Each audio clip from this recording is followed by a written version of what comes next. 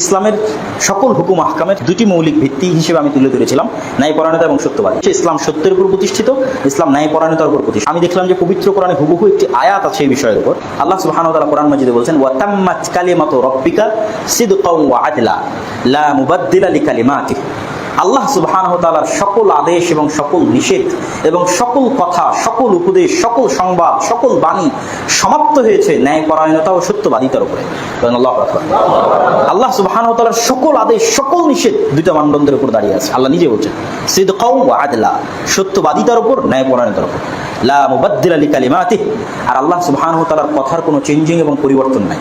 তাহলে বোঝা গেল যে আমি তাওহীদের কথা বলি, অথবা সালাতের কথা বলি, অথবা চুরি করলে হাত কাটার কথা বলি, অথবা পিতার সম্পত্তিতে নারীর ভাগের কথা বলি, যা আদেশ নিষেধ আল্লাহ কোরআন এবং হাদিসে দিয়েছে, রাসূল সাল্লাল্লাহু আলাইহি ওয়াসাল্লাম দিয়েছে, তার প্রত্যেকটাই দুটো মানদণ্ডের উপর দাঁড়িয়ে আছে, সত্যবাদিতা এবং ন্যায়পরায়ণ। এবং আপনি যখন ইসলামকে আরো গভীরভাবে স্টাডি করবেন তখন দেখবেন যে এটি আপনার কাছে আরো সুন্দরভাবে ধরা দেবে।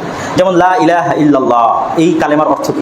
সব আলেম ওলামা এই কালেমার অর্থ লিখেছে লা মা'বুদা বিহাক্কিন ইল্লাল্লাহ। পৃথিবীতে ইবাদতের যোগ্য সত্য কোনো মা'বুদ নেই আল্লাহ ব্যতীত। এই যে সত্যটা চলে আসলো, মানে আল্লাহ ইবাদতের যোগ্য হওয়ার ক্ষেত্রে একমাত্র সত্য, আর বাকি যাদের আমরা ইবাদত করছি এরা সবাই কি মিথ্যা। তাহলে 2 নম্বর এবারের সাথে যুক্ত করেন যে আল্লাহ ইবাদতের যোগ্য, এই ক্ষেত্রে মানুষের পক্ষ থেকে তিনি ইবাদত পাবেন, এটি ন্যায়। আর আল্লাহ ব্যতীত মানুষ অন্য কারো ইবাদত করবে সেটি অন্যায়, মানে ন্যায়পরায়ণতার বাইরে। আল্লাহ একমাত্র যোগ্য। এই জন্য আল্লাহ কোরআনে বলেছে যে ইন্না শিরকা লাযুলমুন আযীম।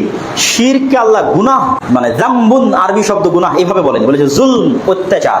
শিরক হচ্ছে অত্যাচার, জুলম অন্যায়। কিন্তু মানুষের জন্য এটাই ন্যায় যে মানুষ ইবাদত করবে তার, যে তাকে সৃষ্টি করেছে, এটাই ন্যায়। আর এটাই সত্য যে আল্লাহ সুবহানাহু ওয়া তাআলা মানুষকে সৃষ্টি করেছে এবং তিনি ইবাদত পাওয়ার যোগ্য।